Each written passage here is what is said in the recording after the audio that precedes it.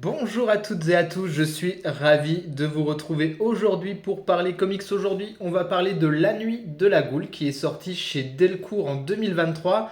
Un titre d'horreur, hein, la couverture elle ne ment pas, vous savez clairement où vous vous embarquez. C'est un titre qui est écrit par Scott Snyder et dessiné par Francesco Francavilla.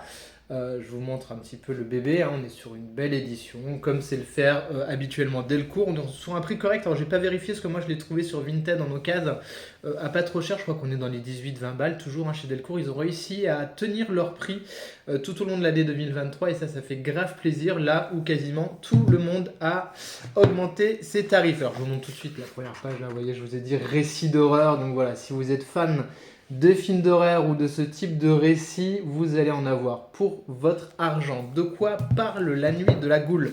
La Nuit de la Goule, alors ça commence, je vous montre tout de suite, on va retrouver cette ambiance là un petit peu de motel ou de vieilles maisons abandonnées comme ça sur le bord de la route, ces maisons un petit peu qui font un petit peu sinistre. Et en fait, on va suivre au début l'histoire d'un père et d'un fils. Donc le père est un passionné de films d'horreur et il a entendu parler d'un film qui s'appelle La Nuit de la Goule. Cette Nuit de la Goule est un film qui a été abandonné, pas distribué parce que le studio dans lequel le film était tourné a brûlé.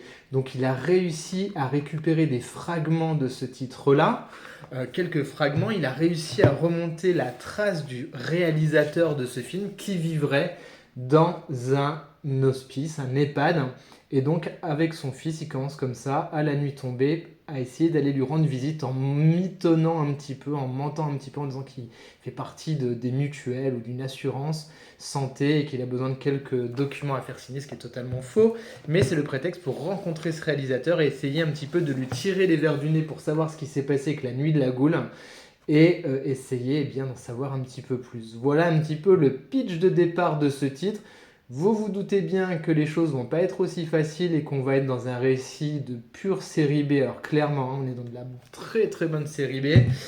On est sur du récit d'horreur, donc si vous aimez ça, vous allez kiffer. Et l'album va être découpé comme ça avec deux histoires en parallèle. L'histoire actuelle donc de ce père et son fils qui essayent de remonter, de faire cette enquête, et en même temps des fragments de l'histoire d'origine et du film, avec des effets de style, ma foi, particulièrement sympas, de bobines comme ça qui brûlent tout au long. Vous allez voir, ce sera vraiment très très cool. Donc visuellement, c'est super beau, c'est hyper bien découpé, hyper bien dessiné. Franchement, c'est vraiment top. Et puis, on a cette rythmique de couleurs également entre le passé, présent, la réalité, la fiction qui va bien travailler à chaque fois comme ça. On n'est jamais perdu dans le récit, donc ça se lit très très bien. C'est plutôt ultra efficace. Vous voyez, je vous montre des petits effets de brûlure comme ça. Plus on avance dans le récit, moins il reste de morceaux de film, donc plus il y a ces effets qui arrivent. Donc La Nuit de la Goule, c'est un titre qui fait forcément référence à tous ces titres-là, hein. Si vous aimez cet univers un petit peu creepy, vous allez y retrouver votre bonheur. On voit que le trait de Francesco Francavilla s'inspire, hein, de ces titres-là, de ces EC Comics d'horreur. Et donc forcément, si vous avez déjà une appétence pour tout ce qui est titre à la Mad Movies, pour tout ce qui est conte de la crypte, etc., vous allez en avoir pour votre argent. J'ai trouvé le titre plutôt sympa dans cet esprit-là. Par moments, je l'ai trouvé un petit peu bavard quand même, on va pas se mentir. Et je trouve que le titre est vraiment le meilleur quand il ferme un peu sa gueule. Voilà, pour le coup, pour le dire comme ça, c'est de la série B. De la série B, on n'a pas besoin que ça jacasse, que ça parlote des tonnes. Et il y a des moments, c'est un petit peu bavard. Et dans les moments où c'est un peu bavard, c'est pas forcément le plus intéressant. C'est vraiment super bien dès qu'on est concentré sur le récit, concentré sur l'action.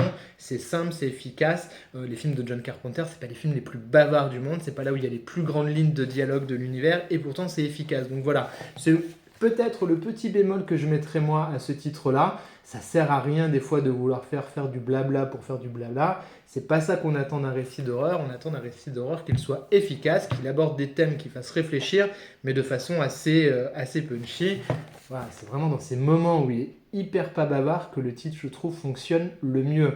Ça fait penser aussi un petit peu, on va pas se mentir, à L'Antre de la Folie de John Carpenter. Si vous aimez L'Antre de la Folie comme moi, vous allez être ravis. Vous voyez, de ce type de planche qui à la fois, on a la bobine qui brûle, à la fois ça fait penser au test de Rorschach, franchement, franchement c'est du gros niveau. Voilà, Très très bon titre, je ne peux que vous le recommander si vous aimez les comics d'horreur, vous allez passer un bon moment, c'est une très bonne lecture, une très belle découverte chez Delcourt encore une fois, et moi je l'ai trouvé sur Vinted à petit prix, donc ça fait bien plaisir. Si vous découvrez la chaîne avec cette vidéo, n'hésitez pas à vous abonner, n'hésitez pas à liker, partager, commenter, et moi je vous dis à très vite, bye bye les amis.